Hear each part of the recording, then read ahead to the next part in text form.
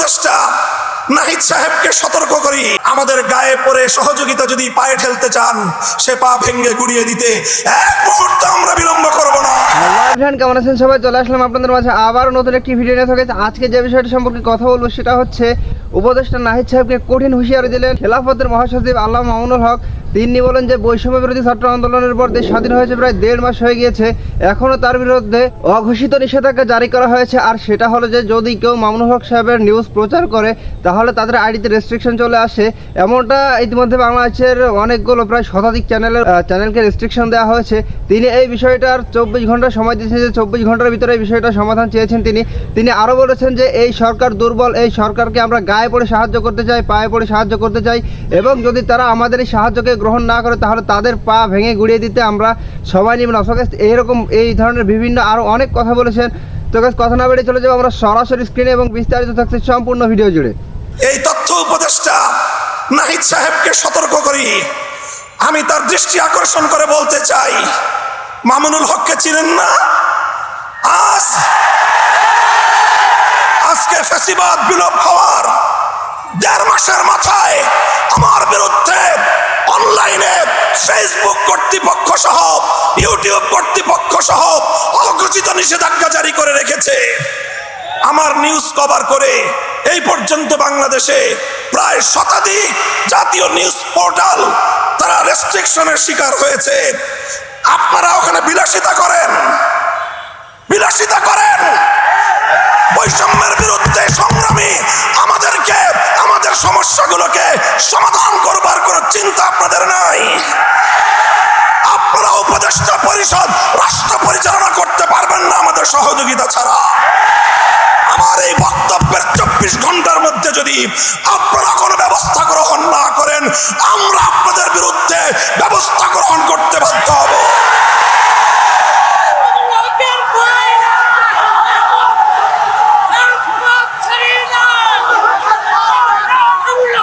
সংগ্রামী সাথী ও বন্ধুগণ, আমরা পরিষ্কার ভাষায় বলি, আন্দোলনে ছিলাম আমরা, সংগ্রামে ছিলাম আমরা, রক্ত দিয়েছি আমরা, কারারুদ্ধ হয়েছি আমরা, অন্যায় অপমানের শিকার হয়েছি আমরা, ষড়যন্ত্রের শিকার হয়েছি আমরা, যুদ্ধ করে বিজয়ের রণাঙ্গনেও ছিলাম আমরা।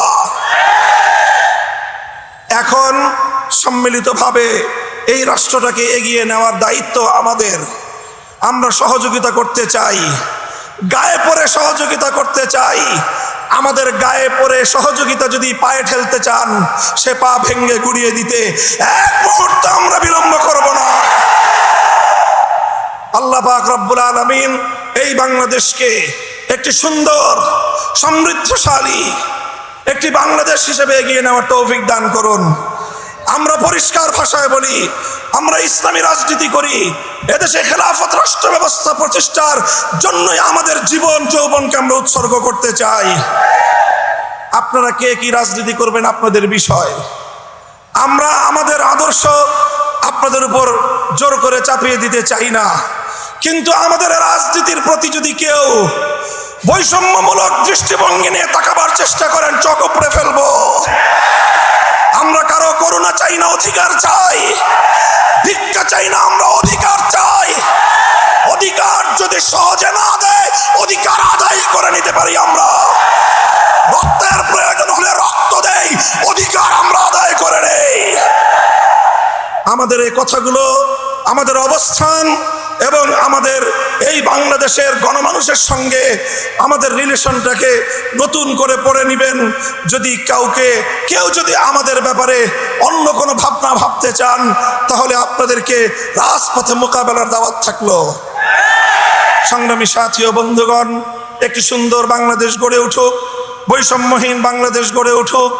আর কোনো শিক্ষাঙ্গনে তোফাজ্জলদের মতো আর কোনো মানুষকে যেন এভাবে বিচার বহির্ভূত হত্যাকাণ্ডের শিকার হতে না হয়। সকল বিচার বহির্ভূত হত্যাকাণ্ডগুলোকে তদন্তপূর্বক প্রকৃত দোষীদের বিরুদ্ধে ব্যবস্থা গ্রহণের দাবি জানিয়ে একটি সুন্দর সুশৃঙ্খল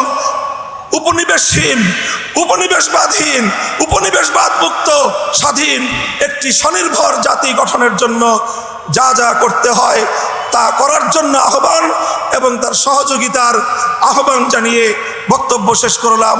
নাসরুম মিনাল্লাহি ওয়া ফাতহুন করিব ওয়া আখিরু দাওয়ানা আলহামদুলিল্লাহি রাব্বিল আলামিন। তো গাইস, আপনারা সম্পূর্ণ ভিডিওটি দেখলেন এবং এই ভিডিও সম্পর্কে আপনাদের মূল্যবান মতামত অবশ্যই কমেন্ট বক্সে জানিয়ে যাবেন। দেখা হবে আপনাদের সাথে অন্য কোনো ভিডিওতে। ভালো থাকবেন, সুস্থ থাকবেন। আল্লাহ হাফেজ।